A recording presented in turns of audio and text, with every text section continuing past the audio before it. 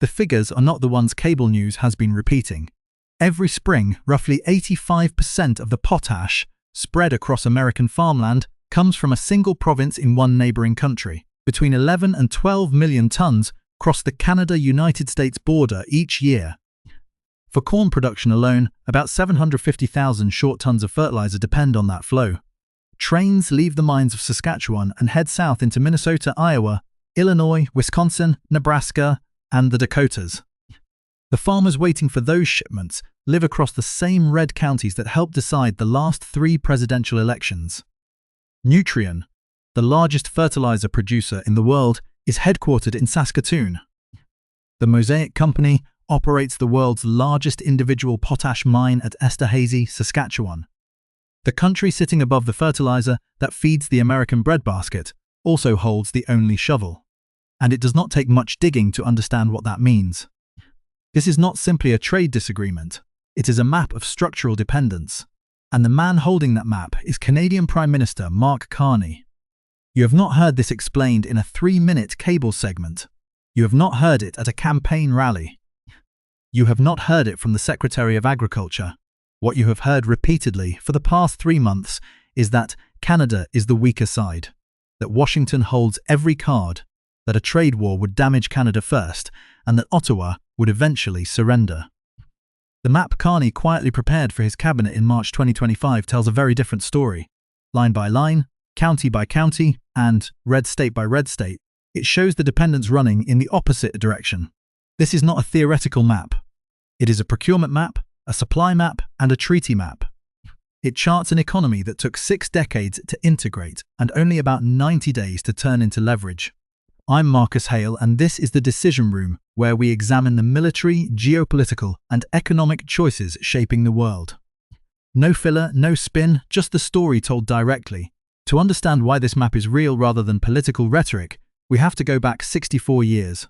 In 1961, Canada and the United States signed the Columbia River Treaty in Washington, D.C. The agreement divided responsibility for managing the Columbia River between the two countries. Canada constructed 3 enormous storage projects in British Columbia: Mica Dam, Keene Lyside Dam, and the Arrow Lakes Reservoir. The United States built Libby Dam in Montana. In return, both nations received flood protection and cross-border hydroelectric benefits. That single agreement signed during the Kennedy administration still supports roughly 40% of the generating capacity that powers the Pacific Northwest today. It serves Washington and Oregon. It also serves Idaho and Montana, both Republican states. The low-cost winter electricity distributed by rural cooperatives in those states to livestock farms, irrigation pumps, grain facilities, and local communities depends on Canadian dams. Those dams are physical. They sit upstream, and they have been there for more than 6 decades. 3 years after the Columbia River Treaty, Canada and the United States signed the Automotive Products Agreement of 1965, better known as the Auto Pact. The deal removed tariffs on cars and auto parts moving across the border based on a clear economic idea.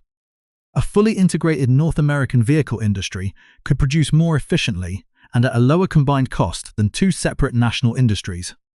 That agreement is why a Ford can be assembled in Oakville, Ontario, a Chevrolet in Mexico, and a transmission in Indianapolis. While the completed vehicle is still considered North American made, that system has been developing for 60 years. The plants are real.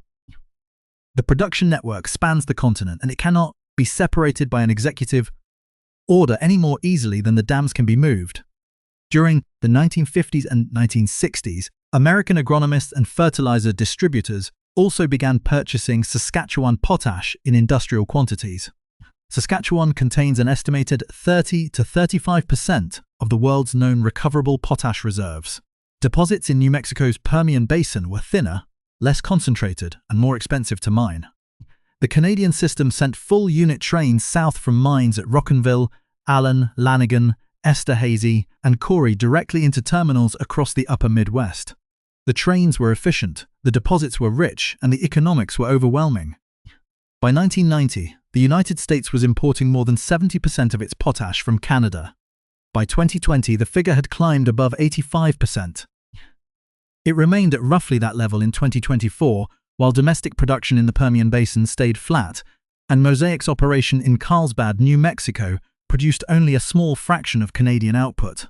That is why this asset exists. That is how it was built, and that was the original political bargain. American manufacturers, farmers, energy planners, and political leaders from both parties decided that integrating with Canada's resource base would be cheaper, faster, and more dependable than developing American substitutes on the same scale. They made that calculation with water in 1961. They made it with automobiles in 1965. They made it with potash during the 1970s and 1980s. They repeated it with uranium in the 1990s, aluminum in the 2000s, and critical minerals in the 2010s. 6 decades of integration were negotiated, constructed, and layered on top of one another. Now, let me show you what is actually on the ground, because geography matters more than political slogans, and rhetoric will not carry Nebraska through harvest season. Saskatchewan's estimated 30 to 35% share of global recoverable potash reserves lies inside a geological formation stretching beneath the southern third of the province and continuing into Manitoba. 3 major operators dominate production. Nutrien Limited, based in Saskatoon, runs mines at Rockenville, Allen, Lanigan, Corey, and Patience Lake. Mosaic operates the Esterhazy Complex, the largest single potash mine on Earth, along with additional facilities at Belle Plaine. K Potash Canada runs the Bethune mine, the province's newest major greenfield potash facility, which began operating in 2017. Combined, those 3 producers send approximately 14 million tons of potash into world markets every year. The United States receives more than 85% of its domestic potash consumption from this one province, amounting to somewhere between 11 and 12 million tons annually. No other nation can expand output quickly enough to replace that volume within the timetable of an American planting season. Russia produces close to 18% of the global supply, but Russian exports face sanctions, restrictions, and growing demand from BRICS countries. Belarus accounts for around 17%, but its potash normally moves through Lithuanian port infrastructure that is now politically constrained.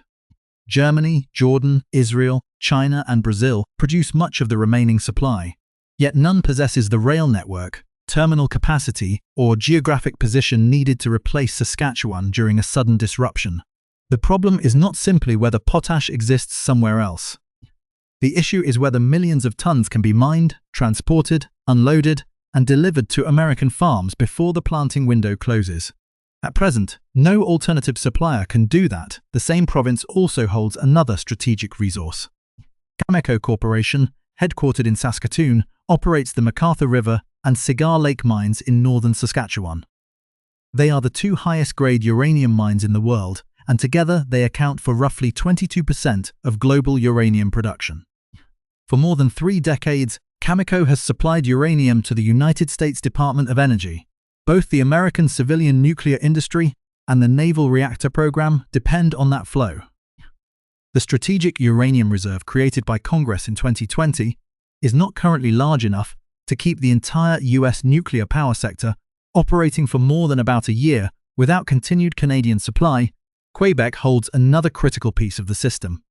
Hydro-Quebec, the provincial crown corporation that owns and operates major hydroelectric stations along the La Grande, Manicouagan, and Ottawa River systems, provides the power behind roughly 90% of Canada's primary aluminum production.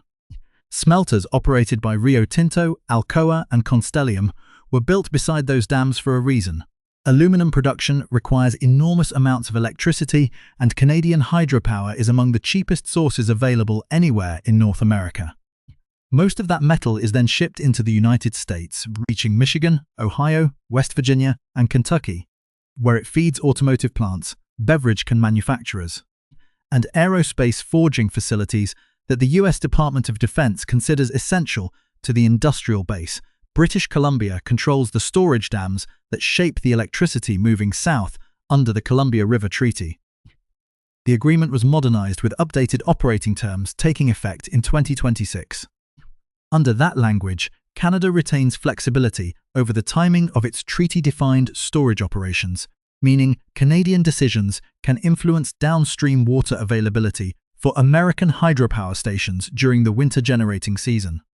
This does not require Canada to cancel the treaty or violate its terms. It only requires Ottawa to operate within the agreement exactly as written. The U.S. Army Corps of Engineers manages the 4 lower Snake River dams and Libby Dam in Montana in coordination with Canadian storage operations. The Bonneville Power Administration then markets the combined electricity. Idaho is a Republican state.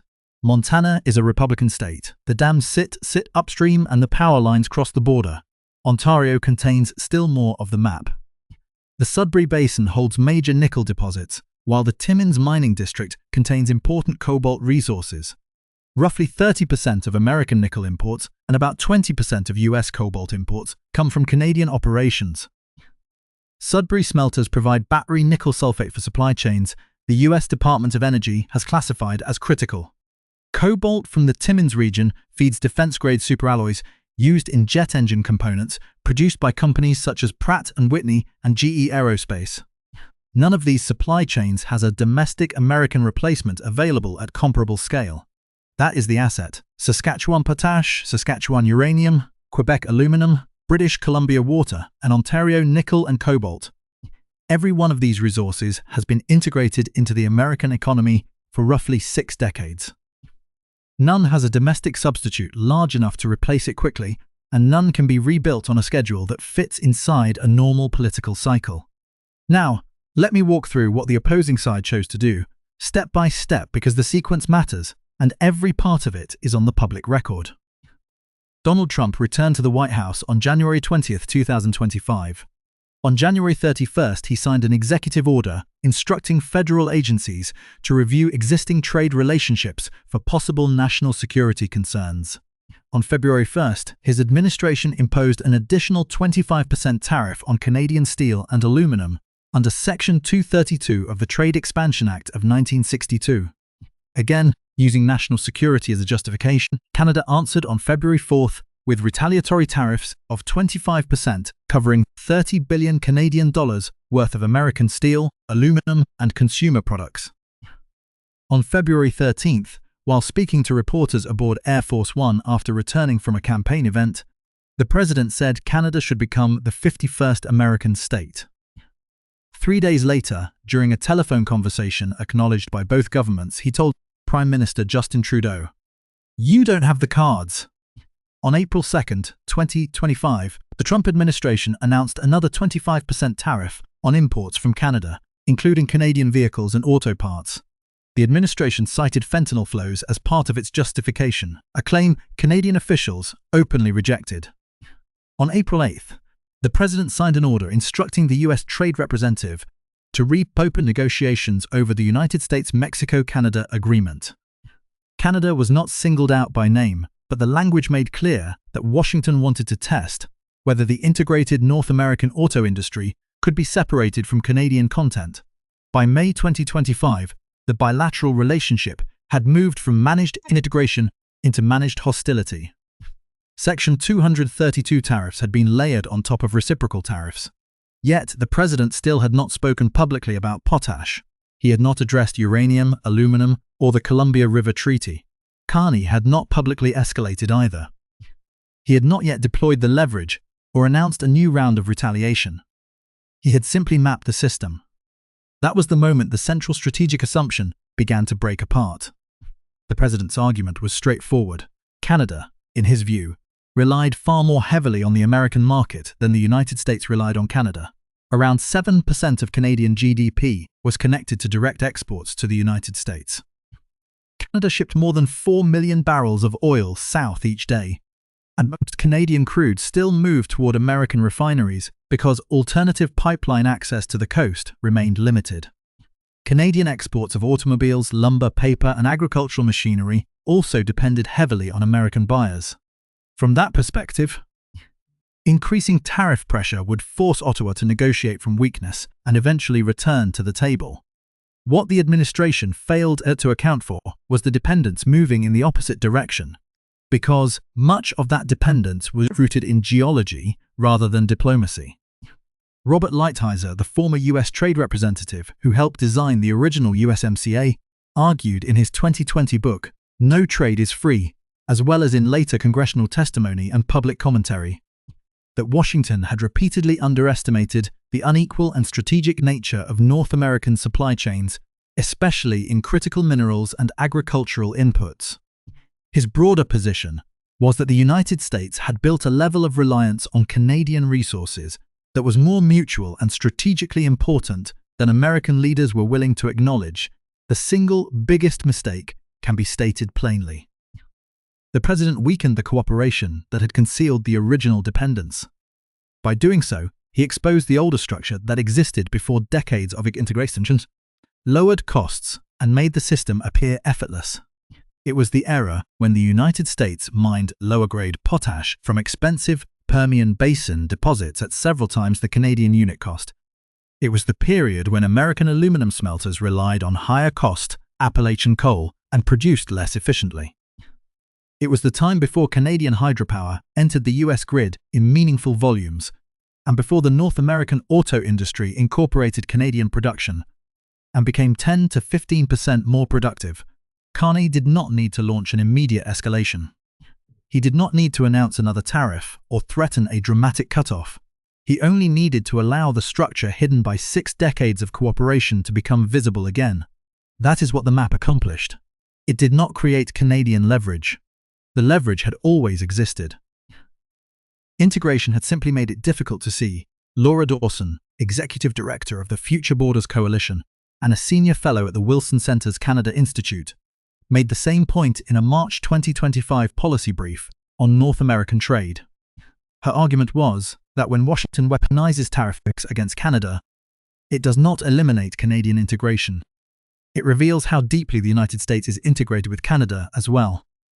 The two sides are part of the same system, and one half cannot be switched off without affecting the other.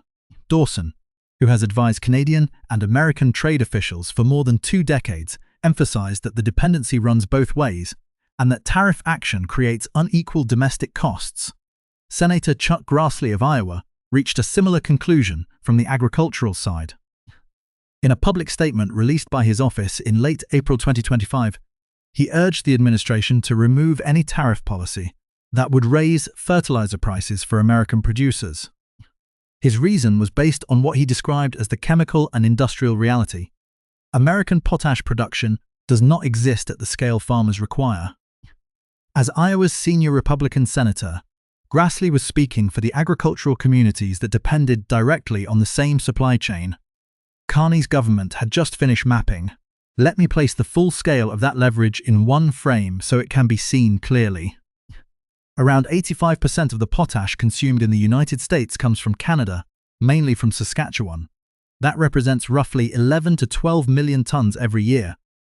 Widely cited industry studies published by Wood Mackenzie and CRU International in 2023 and 2024 estimated that creating equivalent American production would cost between $50 billion and $70 billion and require 25 to 35 years, even if permitting began immediately.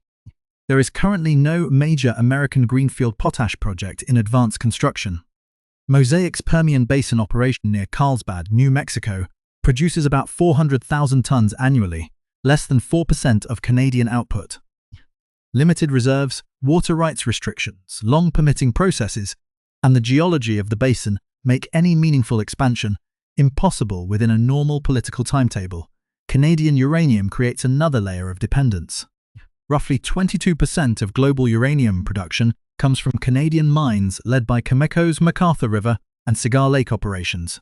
The United States receives an estimated 25 to 30% of the fuel used by its civilian nuclear plants and naval reactors through Canadian supply chains. Russia remains a major global uranium supplier, but is excluded from sensitive American defense programs by sanctions. Kazakhstan provides about 12% of world supply, but its material faces restrictions in defense-related uses. Australia also contributes around 12%, while Russian supply remains unavailable for most strategic purposes. Reactivating America's idled enrichment and processing infrastructure would not offer a quick solution. Rebuilding capacity at the Paducah, Kentucky gaseous diffusion facility, which was shut down in 2013, would cost more than $12 billion and require at least 15 years. That would also need to be matched by expanded conversion services at the Metropolis, Illinois facility, which currently depends on uranium hexafluoride connected to Canadian supply. The electricity relationship is just as difficult to replace. Hydro-Québec exports roughly 40 terawatt-hours of power into the United States each year, mainly through connections serving Vermont, New Hampshire, Massachusetts, Connecticut, New York, and Maine. About 71% of Vermont's electricity supply comes from Canadian hydropower. New Hampshire imports more than 1.3 million megawatt-hours annually from Canada. Replacing the electricity would force American natural gas plants to operate harder during periods of peak winter demand, increasing regional power prices by an estimated 18 to 25%, according to scenarios published in ISO New England's 2024 Regional System Plan. The Columbia River Treaty supports close to 40% of the Pacific Northwest's baseload hydroelectric generation through the Bonneville Power Administration System, serving Oregon, Washington, Idaho, and Montana. The U.S. Army Corps of Engineers operates 4 lower Snake River dams and Libby Dam in coordination with Canadian storage facilities at Mica and Keenleyside. Changes in the timing of Canadian water storage can measurably affect winter power generation throughout the Pacific Northwest. A relationship documented in the 2024 Columbia River Treaty Operating Committee report and reflected in Bonneville's wholesale rate forecasts. The agricultural consequences are even more immediate. Approximately 1.2 million American jobs are connected directly or indirectly to fertilizer supply chains that include Canadian potash, according to U.S. Department of Agriculture Economic Impact Studies updated in 2023. In a March 2025 statement widely covered by agricultural trade publications, the American Farm Bureau Federation estimated that any interruption in Canadian potash shipments could increase U.S. fertilizer costs by 28 to 42% within 90 days. Those higher costs would quickly affect the economics of corn, soybean, and wheat production. Canadian aluminum is another supply chain with no easy replacement. Around 60% of the primary aluminum used by the American automotive industry comes from smelters in Quebec. General Motors, Ford, and Stellantis have built their North American production systems around that supply. While equivalent smelting capacity does not exist inside the United States, replacing Canadian metal with Chinese aluminum is restricted by the same Section 32 national security tariffs Washington imposed in 2018 and again in 2025. Building new domestic smelters would take between 12 and 20 years, with each facility costing somewhere between $1 billion and $3 billion. 10 American states sit directly at the intersection of heavy potash use, high fertilizer dependence, and strong Republican voting patterns. Iowa, Wisconsin, Illinois, Minnesota, Nebraska, North Dakota, South Dakota, Indiana, Ohio, and Michigan. These are agricultural and industrial states, where narrow margins helped shape the presidential elections of 2016, 2020, and 2024. They are also places where Section 232 tariffs and reciprocal trade costs can land on the same farm, factory, or corporate balance sheet. The full reality is simple. Even if the United States decided today to rebuild domestic supply for every one of these resources, it could not complete the task before 2050. The necessary infrastructure does not exist. The geographic advantages are not available. The mineral deposits are not present at sufficient scale. The water flows from the north. The potash comes from Saskatchewan. The uranium comes from Saskatchewan. The aluminum comes from Quebec. The nickel comes from Sudbury. The cobalt comes from Timmins. The country located upstream controls the water. The country sitting above the deposits controls the potash. The country with the lowest cost hydropower controls the aluminum. The country holding the highest grade uranium ore supports the civilian nuclear system and the naval reactor fleet. That is not political theater. It is geology, geography, and physical infrastructure operating exactly as they have for the past 60 years, without regard for executive orders. Now, let me connect this to the chapters we have already covered because these are not separate stories. They are parts of the same chain reaction. In episode 47, I examined the Section 232 steel tariff sequence and how the 25% duty on Canadian steel exposed the integrated American Midwest auto industry to cost increases of roughly 35% on stamped components. In episode 49, I covered aluminum and explained how Quebec's Canadian smelters supplied the only primary aluminum available to American defense forging operations operating behind Section 232 protections. In episode 52, I looked at the cross-border liquidity system and how the United States Federal Reserve's exposure to Canadian overnight repurchase operations functions as a quiet financial backstop between the two countries. Episode 56 focused on energy interdependence, including how Canadian crude moving through Enbridge Line 5 supplies more than 40% of the refinery feedstock used in Michigan, Ohio, and Indiana. In episode 61, I covered the Critical Minerals Executive Order and the contradiction of the US government classifying Canadian uranium, nickel, and cobalt as essential to national security while imposing tariffs on the same supply chains. Episode 63 examined the map of Canadian electricity exports, the Columbia River Treaty, the Hydro-Quebec interconnection, New England's dependence on the ISO grid, and the political geography surrounding those dams. Each episode, 47, 49, 52, 56, 61, and 63, represented one domino. Steel, aluminum, liquidity, energy, critical minerals, and electricity. If you want to track how these structural lines continue to shift and see the raw facts behind the global economic chess match before they hit cable news, make sure to hit the subscribe button and turn on notifications for more deep geopolitical analysis.